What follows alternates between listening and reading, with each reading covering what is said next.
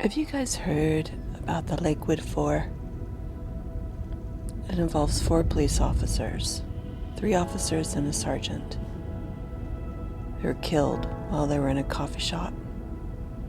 It was the Sunday morning of the Thanksgiving holiday weekend. They were all there working on their laptops, locking paperwork, when death itself walked in without warning. It was an ambush. A deranged ex-con named Maurice Clemmons, in and out of prison since he was a teenager, and just a few days out of jail as an adult, sat with his family over dinner and wildly announced plans to murder officers. 3 days later, he did. He walked into the Parkland coffee shop and killed 4 Lakewood police officers. All 4 officers died at the scene, although one of them was able to return fire and wound the suspect in the stomach before he died. That was Officer Gregory Richards. They called him Permagrin for the smile always on his face. He was 42 and was the glasses half full kind of guy, the one who saw the better half of any situation. He loved music. He would dance in front of the TV while you were trying to watch it. He played the drums. He was a rocker at heart. He looked forward to working in his yard, playing with his 3 children. His wife of 18 years said he loved going to work every single day.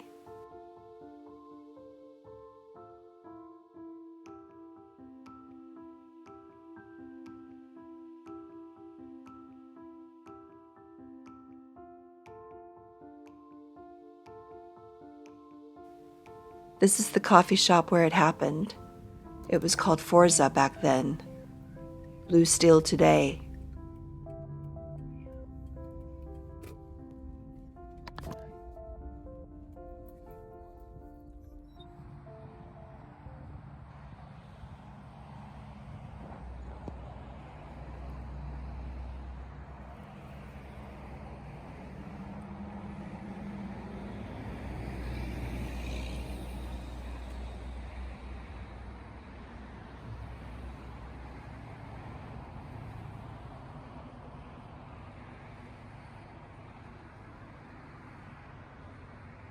Greg Richards was at the counter ordering, while Mark, Tina, and Ronnie were at the table working. Clemmons came in with a singular purpose to murder. There was no exchange with him with any barista or customer. He just turned to the officers and shot Tina in the head, then Mark.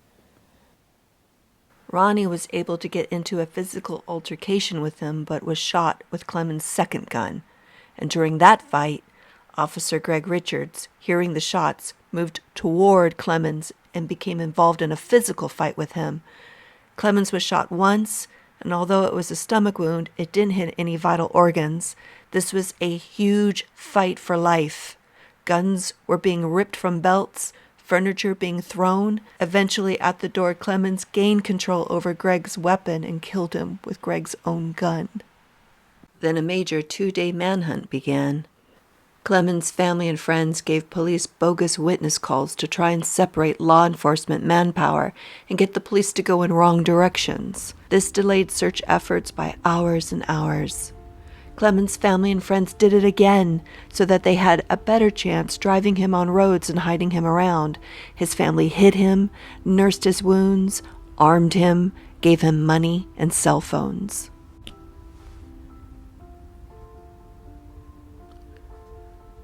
This is where Tina Griswold is buried. She was at a different part of the cemetery, but her ashes have been moved to the Memorial First Responders Garden here in Lakewood.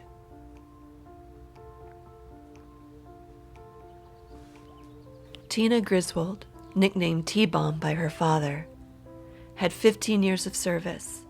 She loved her husband, her 2 children, her job. Her sister recalls a car accident in which the victims had drowned in a submerged vehicle. An officer who responded with Tina didn't want to dive in after the bodies. "Then watch my gun," Tina said before diving into the water and pulling out the bodies. She gave over 100% at all times to her job, said her sister. Outside of work, she was a phenomenal cook. She also recently bought a dirt bike. But her dedication to the police force didn't move her to take much time off. That's why she was on duty on Thanksgiving Day.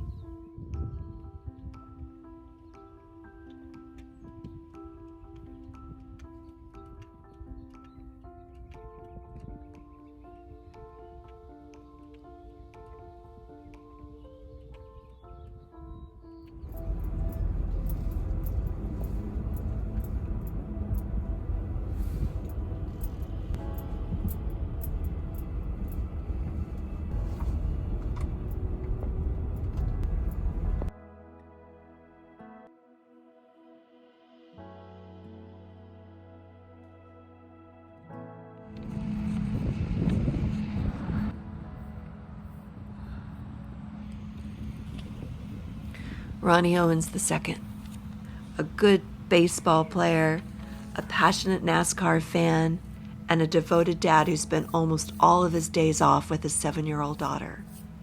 He attended all of her school and family functions, rode bicycles with her. He was very carefree and always ready to make you laugh.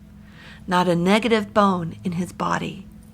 His colleague recalls him stopping for a disabled vehicle one night when the state patrol trooper rolled up on him on a rainy evening to see what was going on.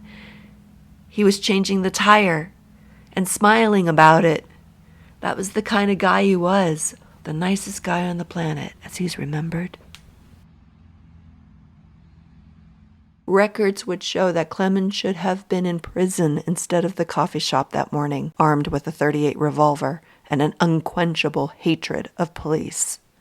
He had been a violent and uncooperative inmate, and the governor of Arkansas, Mike Huckabee, commuted Clemmons' sentence after he had served just 10 years of a 108-year prison term. Huckabee felt sorry for him and didn't want to look racist. The reality was, Clemmons was a serial criminal, done crime sprees all his life, had double-digit felonies. His wife even accused him of molesting their 12-year-old daughter. To have that kind of time commuted and then have him turn loose is beyond reason.